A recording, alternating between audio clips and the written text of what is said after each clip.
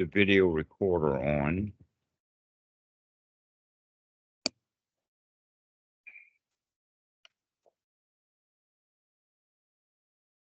So today, I would like to make a general announcement. It's Sunday afternoon, November the 3rd. And that, as you guys know, I was in the hospital for 9 days in July and managed to convince the doctor to let me out of there before the bill went sky high. And so I crawled home and kind of recovered for a couple of months. But then in October, I kind of lost it. And what it is a feeling of general weakness, of not being, for instance, not able to walk. I'm using a walker. I've had the walker before and been able to stop using the walker. But now, when I'm walking with the walker, I'm almost completely dependent upon it, as opposed to carrying it in front of me in case I might use it, which has been the way that it's been before. And so I don't spend a lot of time getting up. But the good news is that with nothing to do and no place to go, literally, I'm enjoying the heck out of no place to go and nothing to do.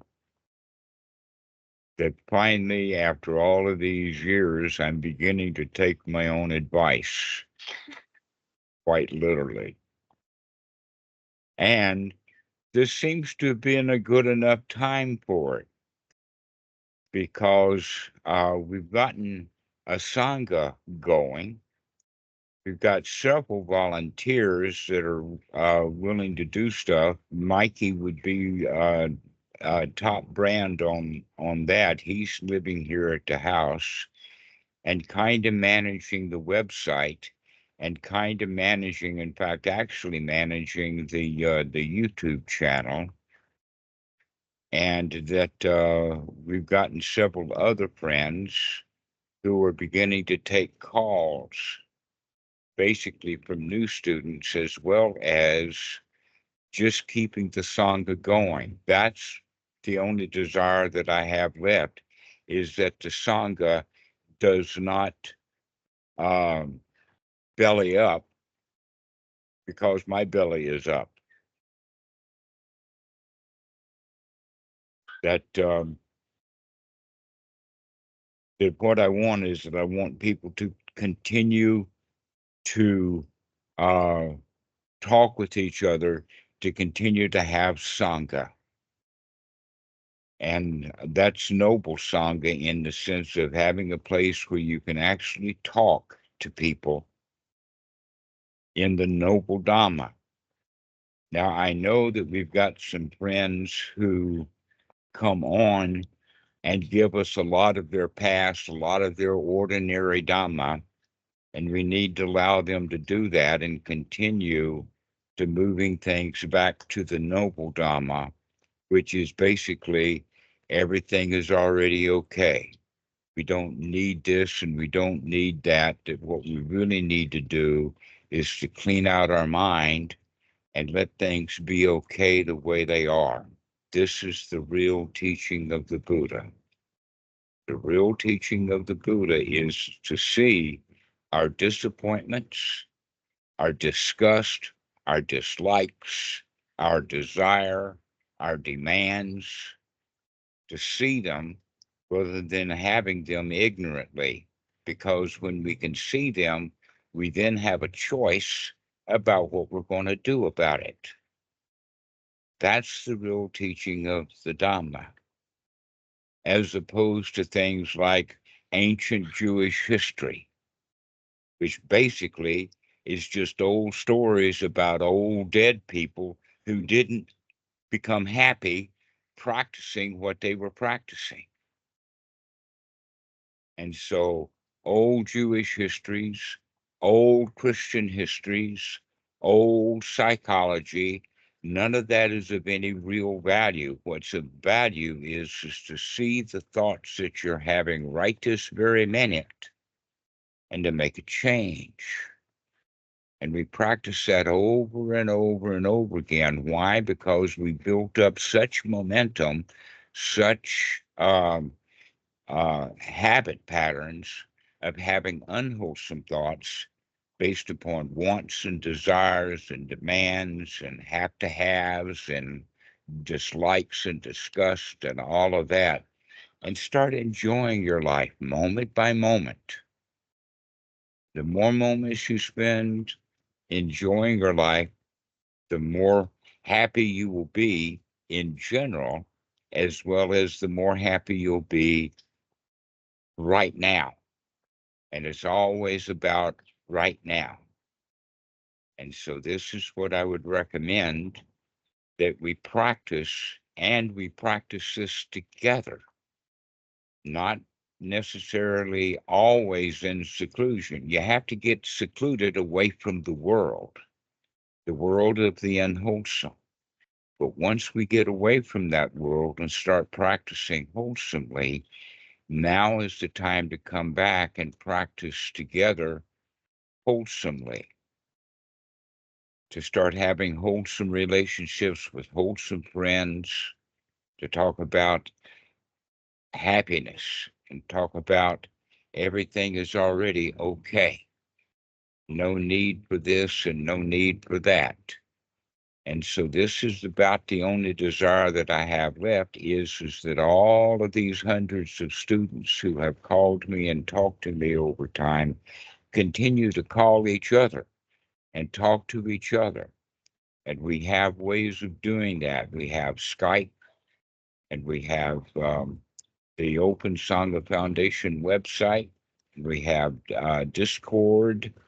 And what I would recommend is that if you're posting on Skype, whenever you post on Skype, also move over to the Open Sangha Foundation and post the same thing in one of the groups. Add a new group, add topics, and start putting stuff there.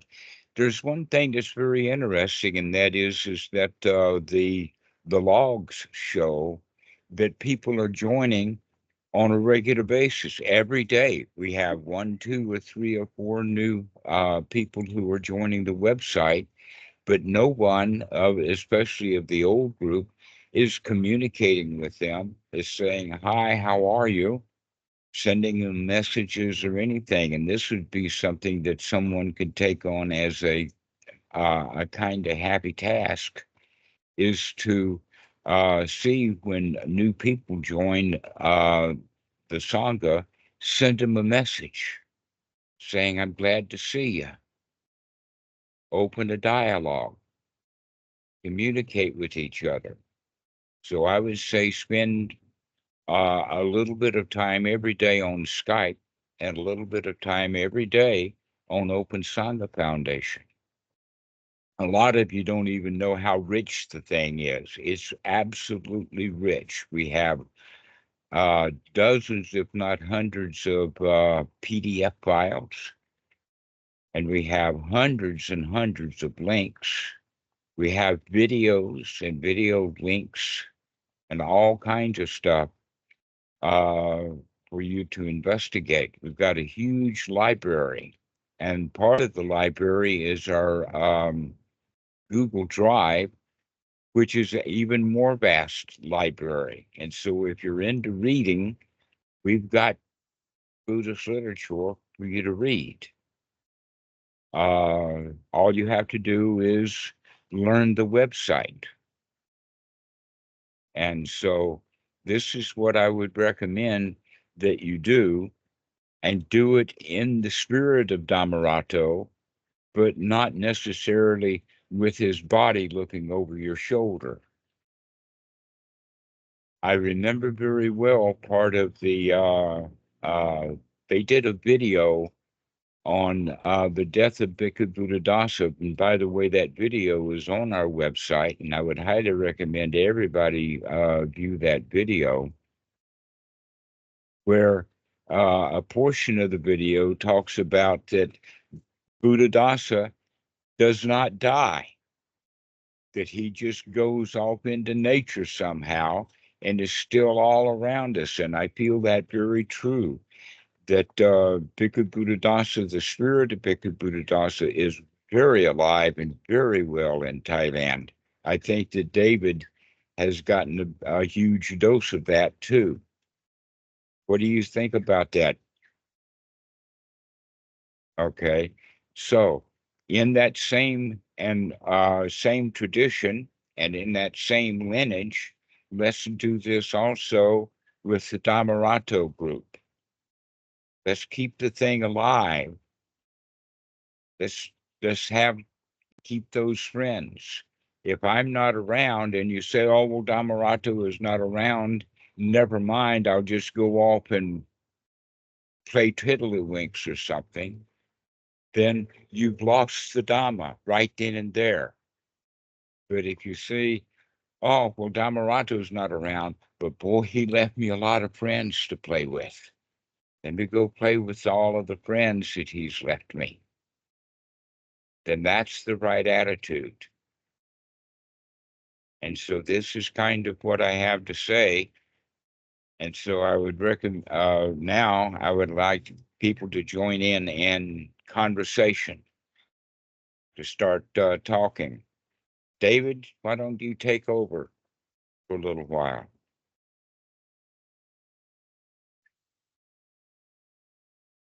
So, yeah, and great to see you back in good health. At least Well, that's enough. optional.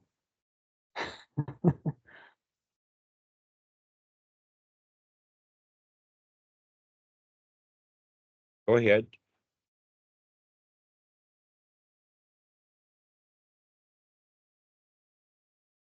Sorry, I'm not sure. What did you want the topic to be here? Well, I want it to not be silent.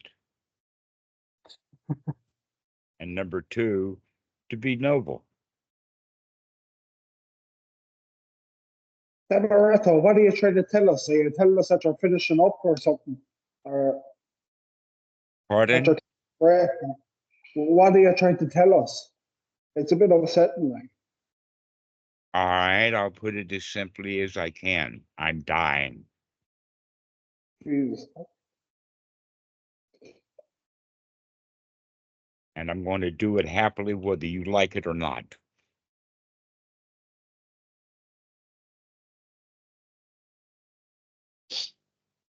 And it also may take me a while to do that. 6 or 7 or 8 years or so will be fine. Maybe 25 years, who knows?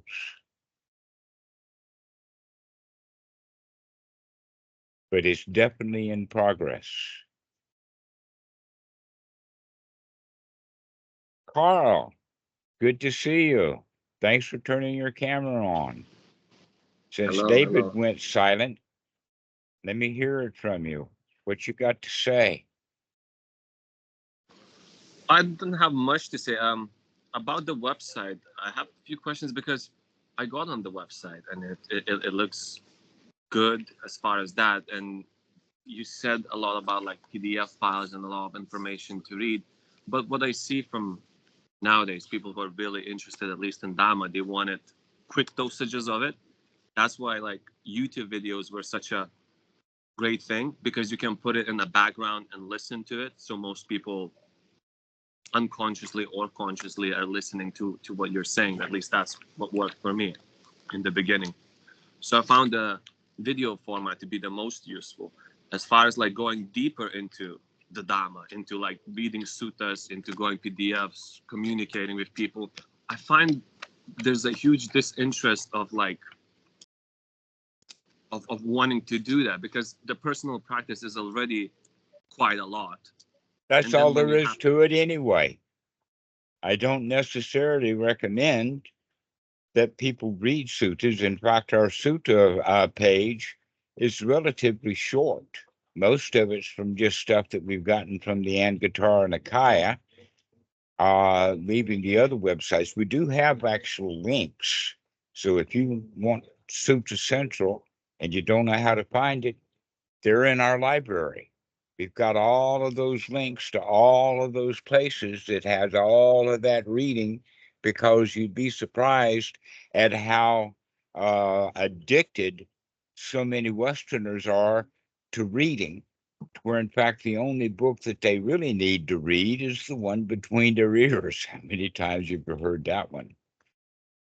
Yes, and for some reason it takes like somebody who says, I have qualifications in teaching Dhamma, I've been a monk, I've been in the Dhamma for this long.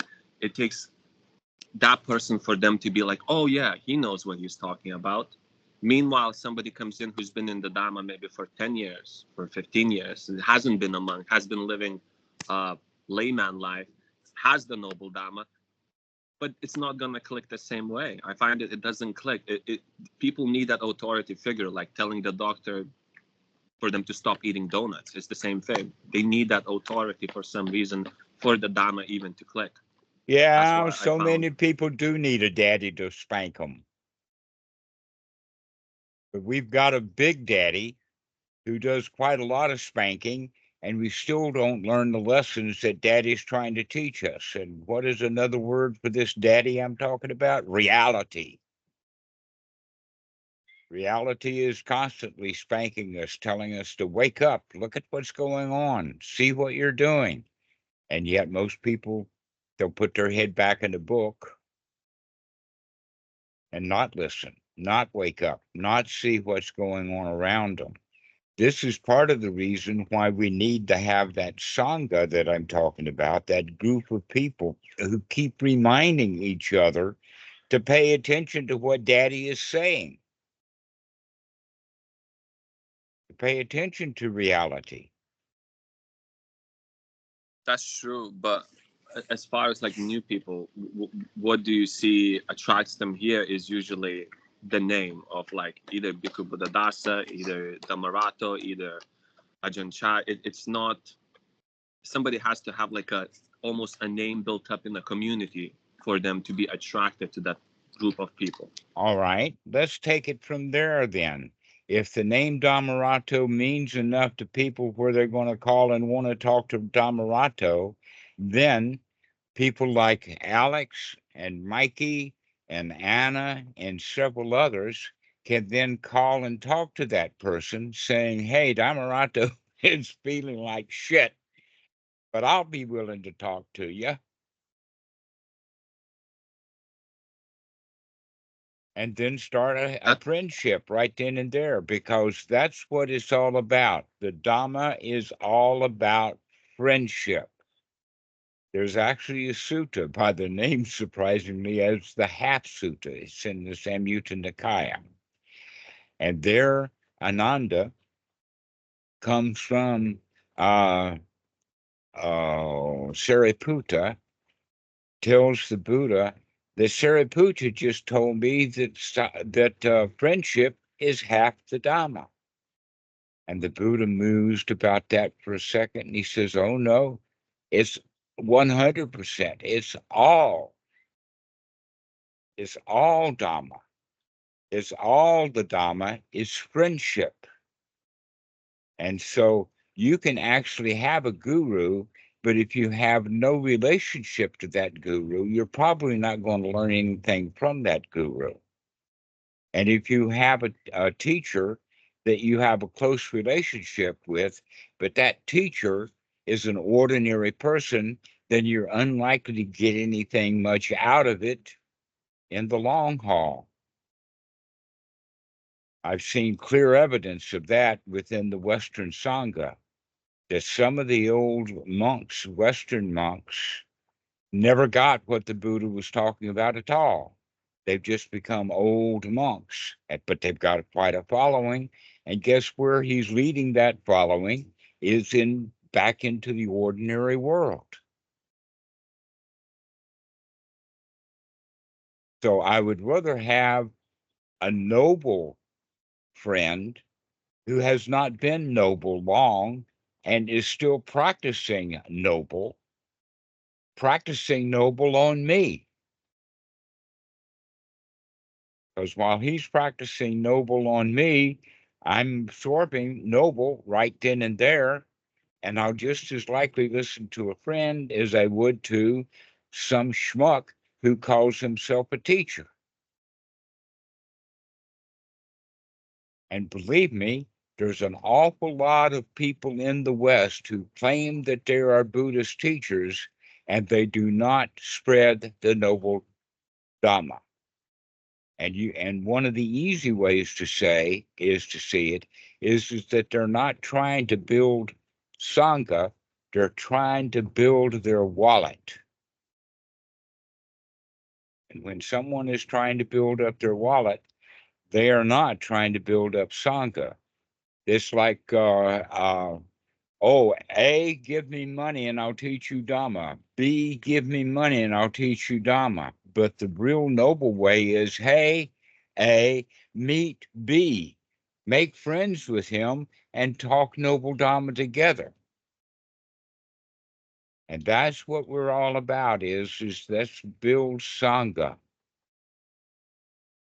It may take a little extra effort, and in fact, that's part of the Eightfold Noble Path is taking right noble effort.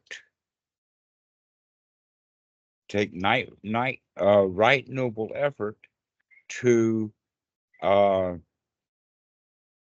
teach each other and stay noble. And in fact, that's something that I see quite often is that the monks will be noble perhaps with each other, but as soon as they start talking to a layperson, they get all ignoble again. Rather than speaking in noble terms. And what would be those noble terms? Everything's okay. Everything is fine. Yeah. You want to talk to me about the fight that you had with your wife? I don't want to listen to the fight that you had with your wife.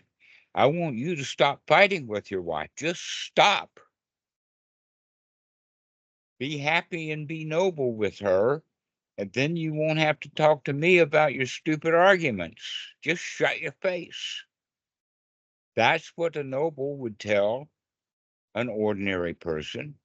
But look at what happens at the psychology office. That the husband or the wife goes in and wants to talk for an hour about the argument that they had with their wife. And guess what? That psychologist will ring up his cash register every time. So that's the issue is that we need to start sharing the noble Dhamma with one another. Practice doing that. Does that make sense to you, Carl? It does, and I can say I have many students in my life, as far as myself a student, and many students in my life who I do practice Dhamma with, and they tend to be like lay people. There isn't much need for there isn't always need for a noble Dhamma, and you can see in their eyes that what they're looking for is noble Dhamma, but yet they're constantly getting stuck into more of these more popular, I guess, streams of spirituality, or what we want to call it, like the westernized spirituality, which is a big business, right? Mm-hmm. It's a club. You pay a fee to enter, and then you might get exposed to noble Dhamma, you might not. It depends who you meet. It depends who's part of that group. You might get lucky, you might not get lucky. Meanwhile, here we have one team, and that one team is getting maintained throughout the whole conversation. It's always just about the noble Dhamma. And as soon as we see people get off that path, going back into their questions, doubts, ways, we always put them back on the path. We always put them back on the noble Dhamma. We always exactly it, right? Yeah. Well, I practice that in my life. I try to put as much noble Dhamma into people as much as they can eat. Obviously, you have to put a little spoon of like a little drop of like a medicine, right? It's just a little drop at first, and then it gets more and more and more. And that drop of medicine is a drop right now. And more and more is just yet another drop right now. And then later, just another drop right now. And then a little later, another drop right now. And the more nows that you have, the more drops you'll have. So that's the way to look at it is that things are going to give you a drop of medicine every time you think about it in a noble way. But it's so easy to go back to the old way of thinking because everybody around you does. Our society teaches us that things are screwed up and they need to be fixed. I mean, look at American politics right now. They've really convinced themselves that things are either are screwed up or about to get really screwed up. And everybody is in a tizzy, and very few people on the internet that I've seen is coming in saying, hey guys, chill out. It doesn't matter which one of those politicians wins the presidency. The question is, are you going to be happy anyway? It's not up to the president of the United States to make a world good enough for you to be happy in. The question is, can you make a world good enough for you to be happy in? And can you spread that world to others?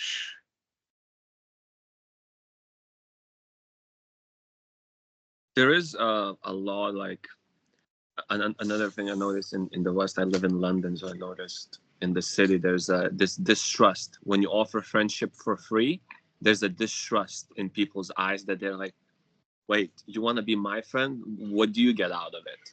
You know, Mhm. that kind of attitude is always like a worried attitude towards you. Meanwhile, in Thailand, you don't sense that with people. People are more open to immediately receive you because friendship is almost like ingrained there to from the early days. I mean, it's not as competitive as society as here in the West. So there's a lot Mhm. that also gets in the way of teaching Dhamma, because friendship is the way, but people don't even want to get to that level of friendship in the beginning. It's almost like if you're trying to be their friend, they're very suspicious of you. They become like, why are you giving me this love? Why are you listening to me? Why are you just nodding and not going with me into my dukkha and going, oh yeah, right, yeah, let's gossip about that person. So there's that kind of distrust. It's almost like you have to go down to the dukkha to build friendship, which is a stupid way of going about it. And then you can maybe Well, slip in a how do bit of you Dhamma. answer that? Here's a point that we can talk on for a minute.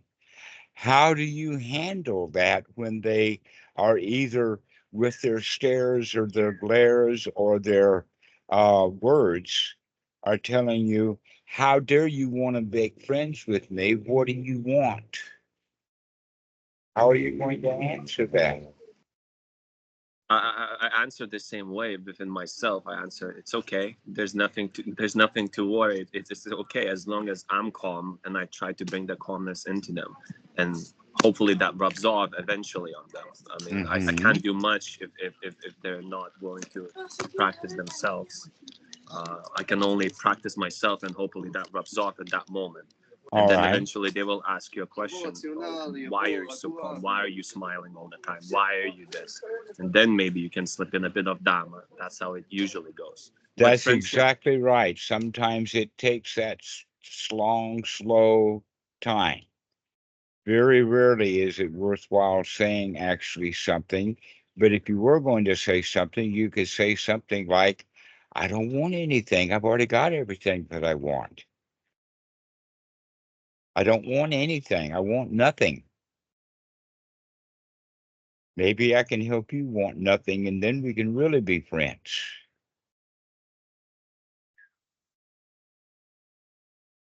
So that's the way of addressing it. You've got it right. Is that when people are wary of you, they're not wary of you. They're wary of everything that they've ever heard before. They're wary of society.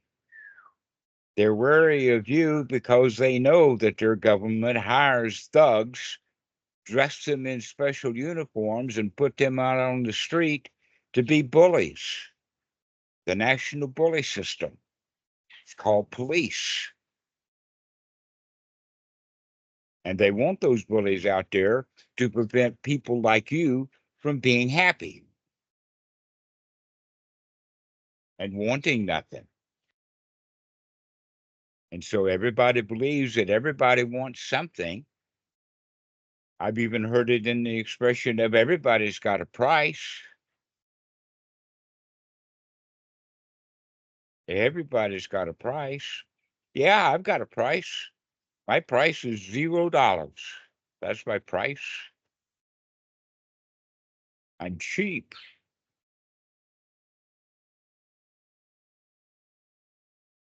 So, David, do you have anything to offer yet?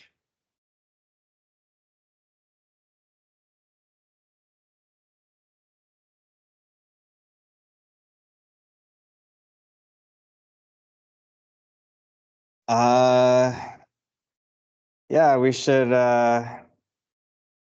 spread the word to others. We should make connections in the Dhamma. We should build our Sangha. We should make friendship important.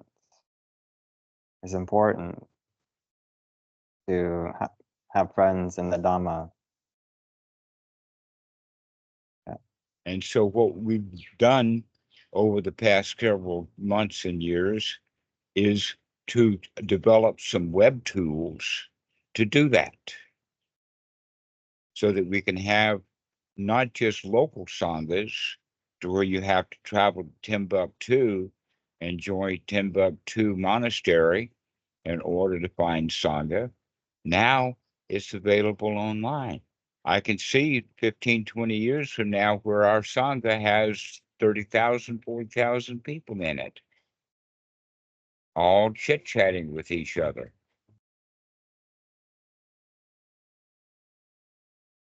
Well, hello, Thomas. Glad to see you. I think the need for the Sangha was the highest during the COVID.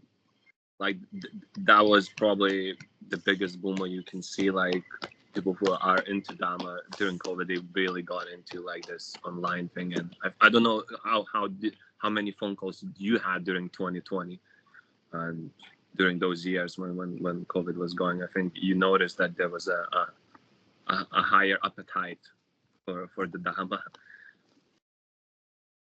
Well, mainly because of the circumstances that were going, a lot of fear and a lot of uncertainty, and then everyone. Guess what? COVID didn't cause the fear and uncertainty. And when COVID went away, it didn't take that fear and uncertainty with it. That fear and uncertainty is part of our culture, not part of an epidemic. But it was highlighted. It was very highlighted because you couldn't escape it. Now you're in a shoebox of your like apartment, room, I don't know, private house, and it's very highlighted because you can't distract yourself from it now, and it's being in your face all the time, on the news, on the TV, on the radio, on the internet. I was thinking that was probably the peak of like building Sangha online and building friendship online. Well, we were certainly doing that then. We hadn't gotten as far along with the website, but the website was already in plans before COVID. It just took a while, mostly because it was all volunteer, and that some of the action was slow. In fact, I didn't even start coding until May of 2023. And so that's where the website really took off, was because of that. And so now it's got every bell and every whistle. You could go so far as to call it the Buddhist Facebook. nobles. So, Luke, do you have anything to say?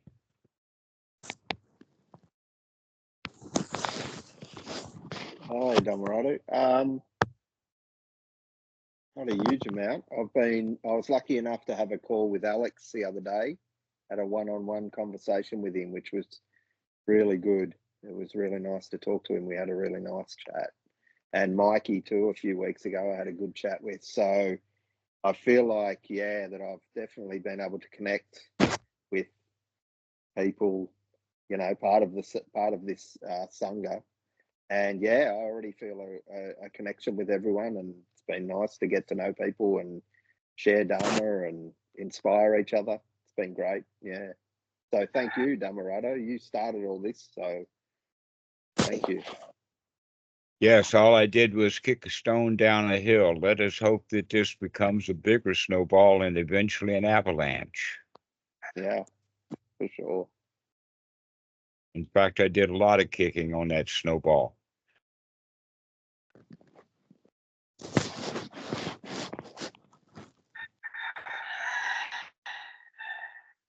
So, Dean, where are you? Are you still listening?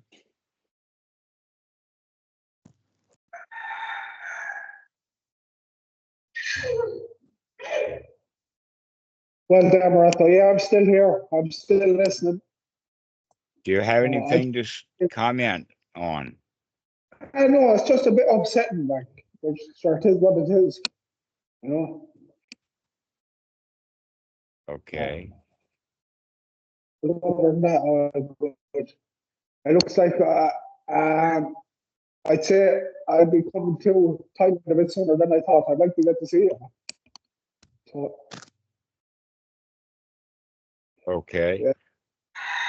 Well, the story or the teaching of having wholesome thoughts, that's the Dhamma. Then Buddha is having those wholesome thoughts. And then Sangha is sharing those wholesome thoughts. This is the triple gem, Buddha, Dhamma, Sangha. And that's about as simple as I can put it, is that when you are having wholesome thoughts, you're the Buddha right then and there. You're awake to what you're thinking, and what you're thinking is wholesome. So this is the whole show right then and there, is to remember to have wholesome thoughts and to share them with others. And this has been the whole teaching since we got started on the internet in 2016. I think we've got videos that go back that far. But they really got started in October 2018 when Skype started allowing us to record the videos inside of Skype. And so this is what I would try to depart with you guys, is to remember to have wholesome thoughts and to share those thoughts with others. If we do that, we'll be fine. If you do that by yourself, you will have a marvelous life for the rest of your life. And if you do that with others, you will be sharing and helping them to have a healthy, happy life also.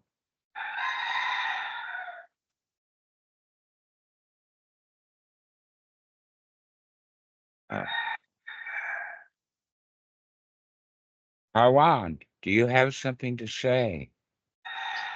Well, I'm just very happy. I'm really happy that I have discovered your videos. It's like 2 or 3 weeks ago. For the first time I saw one of your videos, and ever since, every day I've been watching at least 2 or 3 Sundays and practicing. I've already had a call with Mikey. I've had 2 calls with Alexander. I've been messaging with David, and so I'm trying to be in the Sangha and practicing, and yeah, I'm just very happy. I feel a lot of Yes. sadness and a lot of unhappiness, but that is for me things to practice with. And yeah. That's probably based in regret. Mm. Well, don't right now have regrets about what you didn't do in the past. Right now, forget about the past and be happy now. Yep. Forget about the past. Yeah, I'm very much in the habit of trying to heal the past or trying to, fix the past instead of just being happy right now and letting the past take care of itself, which it already has done, of course. So, Mikey, why don't you take over for a little while? Sure. So yeah, it's worthwhile to spread the Dhamma. We can say this is true on the inside, and this is also true on the outside. Spread Dhamma on the inside of the mind. We spread Dhamma with friends. And one thing I would like to encourage is staying away from any sort of guru worshipping.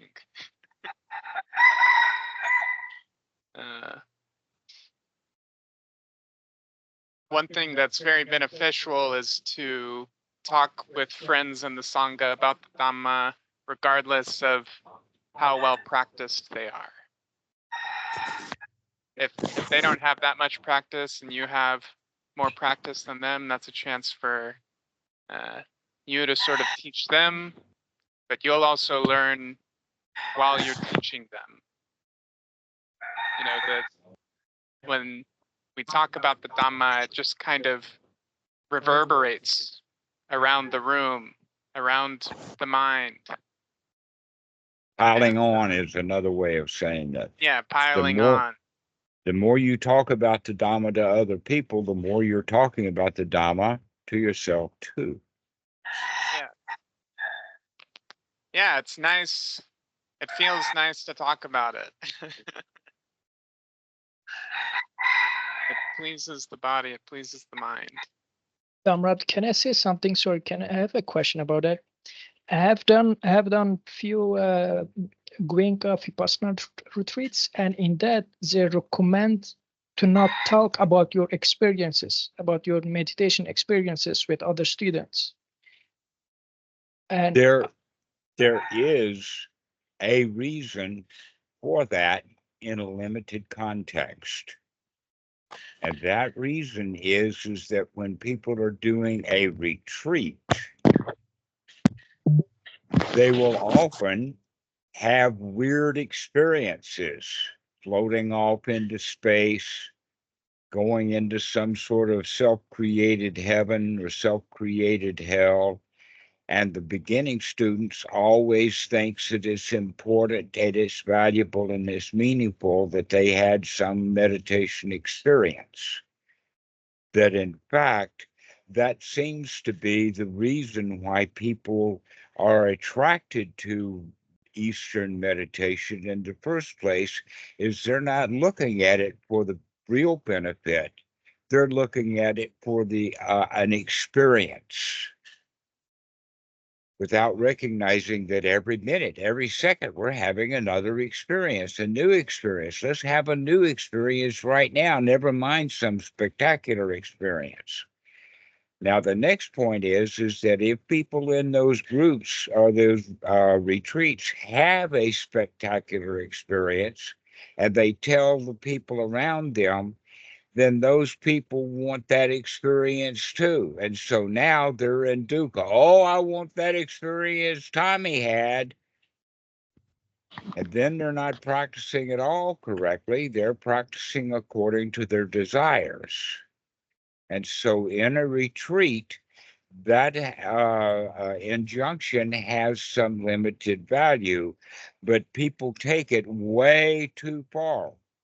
That in fact, one of the problems that I see with the Goenka, and I have seen it since the very beginning, and to make sure that you understand, I spent many, many months with Goenka.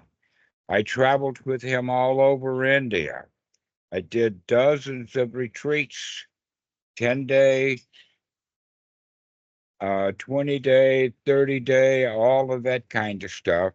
This was back in the early 1980s, when they still had, in fact, I remember when they got the first VCR. And so they started taping his tapes, VCR. Then eventually they went digital and started doing with the videos. Now, one of the problems with the Goenka is that he never tried to build Sangha. He wanted to be the guru. He was Indian. He wanted to be the chief and 10 little Indians around him, or 100,000 little Indians. He didn't want a Sangha at all. And because of that, the Goenka system is not a Sangha. You don't have a dozen different teachers within the tradition of Goenka. You've got only volunteers who play his tapes. And so I would say offhand that while there's an awful lot of people who appreciate Goenka, the whole system is doomed to failure simply because it, number one, has no lineage. What is a lineage is that it's passed down from what we do know for sure, from Ledi Sayadaw down to Uba Ken and then Goenka, but after that, the lineage stops. There's no lineage after that. So what are they going to do? At the year 2525, they're still going to be playing Goenka's tapes, play his CDs? Is that what they're intending to do? And not only that, but it's a really important issue, and that is that when people do a Goenka retreat, the best joy they have is when the retreat is over. Wow, what a relief. I know. But they don't teach people to have joy right on day one and let that joy build. That's exactly the thing. I have done it a few times, but it did not change the way I think. I have still the same mind that I had before. I could sit very still for a few hours. I can do that, but from inside, I'm still the unhappy, the still the not the wholesome thoughts. That thing for me is new now since I've. You're right in the sense that the Goenka system is also incomplete, to where the teaching of the Buddha is about all four aspects of the body, the feeling, the mental states, and the mental objects, to where Goenka is mostly focused on the body. So people learn to sit still, but is their body really relaxed? Or are they kind of forcing, is it a kind of rigidity, etc., like that? Because their mind is still agitated. And so if somebody has signed up for a Goenka retreat and talks to me about it, the answer that I will give them is, make these few changes while you're doing the retreat. But if somebody comes and asks me, there's a Goenka retreat coming up, should I sign up for it? My answer would definitely be no. For me too, I think, to be honest, I think the only benefit to it is just being away. I was thinking just being away 10 days away from your wife, or 10 days away from your job. That alone have some benefits to it. You're Yes. 10 days away from your normal life. So I see a benefit in that. But more than that, I will never do it again. For me, I will definitely never do it again. Yeah. All right. That leads me then back to the teaching of the Buddha, where he says, go to the forest, go to the foot of a tree, go to an empty hut, or even a pile of straw, and sit down and bring mindfulness to the fore. Now, what mindfulness to the fore means is start looking at what you're doing. Start being here in the here now. So in that regard, people would probably get better results if they bought themselves several $100s worth of camping gear and went out into the woods alone. Yeah. And just go out into the woods and just hang out for 10 days. They get a whole lot more benefit out of doing that than they would doing a Goenka retreat. But so many says, where's the guru in the woods? I want a guru. And the answer to that is, the world doesn't need another guru.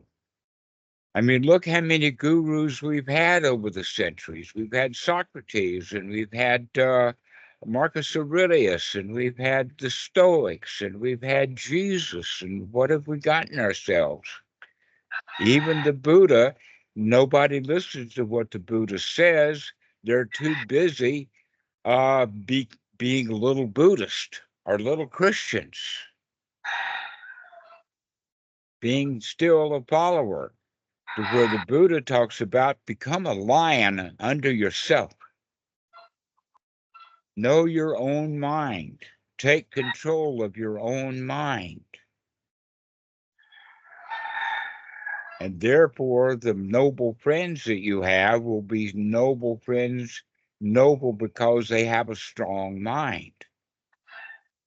They're not sucking up to you because they want something, but rather they're joyfully sharing what they have already. So in a way, you could say all of the world's religions, even Buddhism, is a royal failure. Look at how many religions that we've got and how many people are in those religions. And if Islam or Christianity was working, wouldn't we have a happy world? I was also thinking, sorry, how many people have they produced that are enlightened? None, or at least very few, maybe. Huh? Well, the problem with the enlightened ones, fully enlightened ones, is that they go off and forget about the world. They don't. The fully enlightened ones are unlikely to take students. That the Buddha was kind of special because he knew that if he didn't teach, nobody would teach. And so he taught for the benefit of future generations. And so keep that in mind. When you're teaching, you're not teaching to just one person, you're teaching for the benefit of humanity. You're teaching for the benefit of further generations. And slowly the Dhamma is going to sink in. Right now, I would say it's at the level of about 0.01%. About 99.9% of the people don't get it. But look how many people have gotten it that I have heard. And this was information that was 40, 50 years old, that there was like 25,000 nobles in Thailand. And I've met quite a few of them. And so recognizing that there are nobles, and you start practicing being noble, one noble thought at a time, and pretty soon that kind of builds up.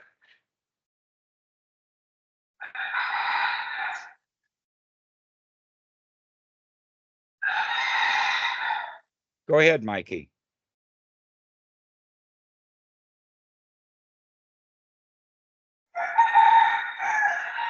Yeah, and being in Sangha, making friends just makes it easier and easier. Because we're putting more and more mind moments in it.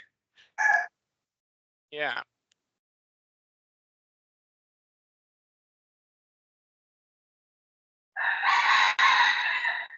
David, is that chicken Achan Cha's chicken?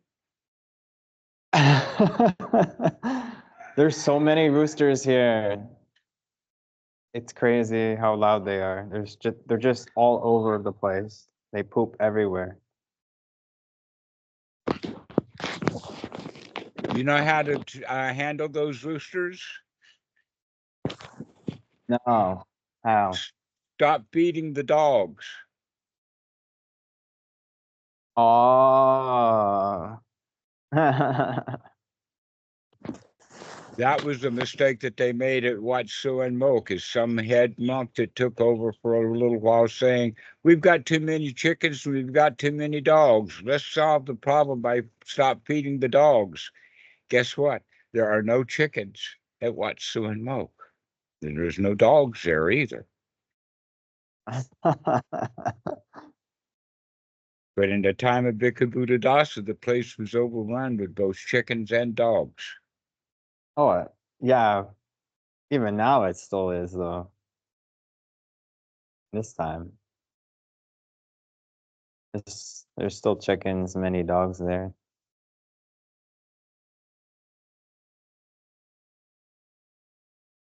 So anyway, back to you, Mikey.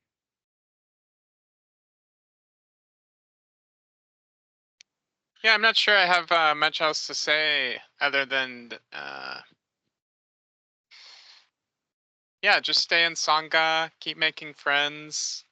And yeah, as Dhammarato says, it's rare to encounter people who will really get the noble Dhamma in the real world.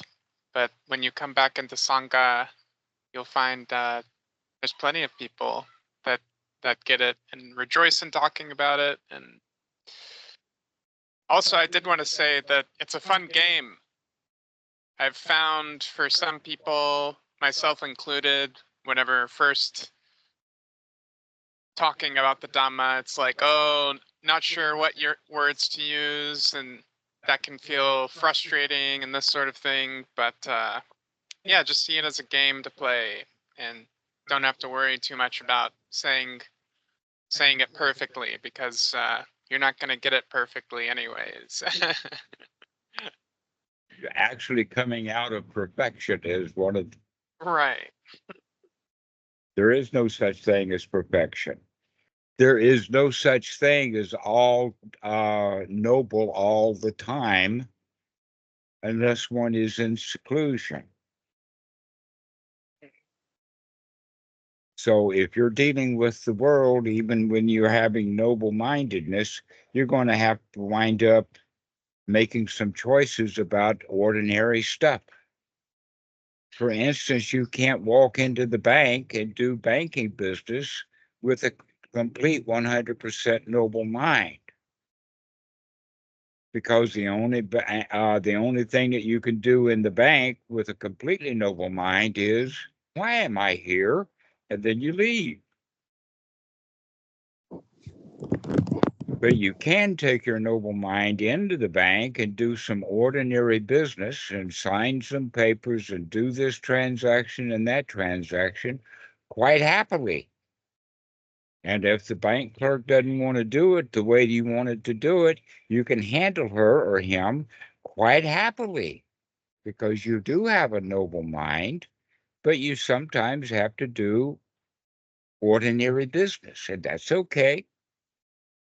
Become aware of the distinction between, is the mind being noble right in this present moment, or is it being ordinary in this present moment?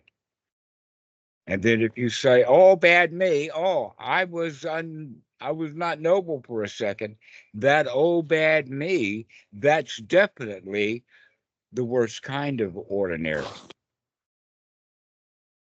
It, in fact, is possibly a good point to make again is that there are three views or three ways of looking at it. One is noble, the other one is with right ordinary view, and then there is wrong view.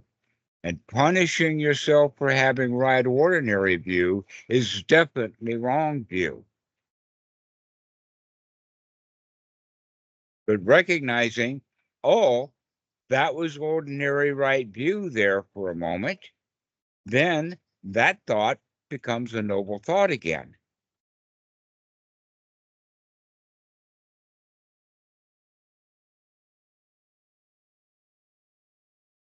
So does anybody else have any questions or any points to make? I've about had it up to here.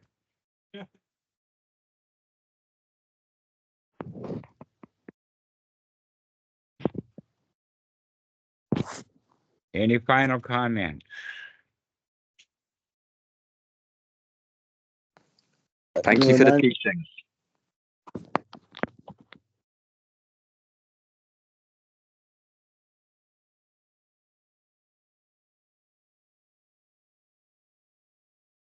want Jesse, maybe something about your health. Will you go back to the hospital, or what is the next step? Or I'm thinking more in line of having finding a doctor who could do a home visit.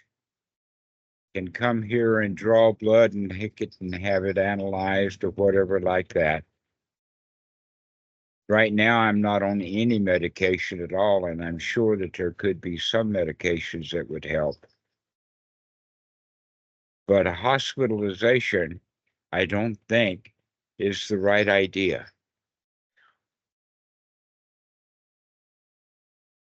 I could be lazy in bed.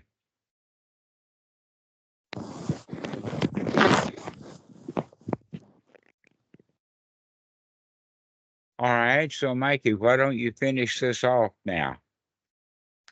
Yeah, so for anyone watching or listening to this online, if you are on the Dhammarato YouTube channel, check the video description. We have 3 Skype groups now. We have the Sangha UK and the Sangha US, which is where we do our group calls. And then there's also one-on-one Dhamma Calls Skype group. You can join that to speak with seasoned practitioners. There are even monks in that group that you can talk about the Dhamma with. And we, of course, also have Dhamma Friends Discord that you can join. And obviously, OpenSanghaFoundation.org, which has a huge database of teachers, students, watts, facilities that you can practice at, and all sorts of resources. And good search systems. Yes. So go ahead and check all that out, and thank you everyone for being here today. Thank you. Thank you. Thank you all. I very much appreciate you being my friends. You too, Dhammarato.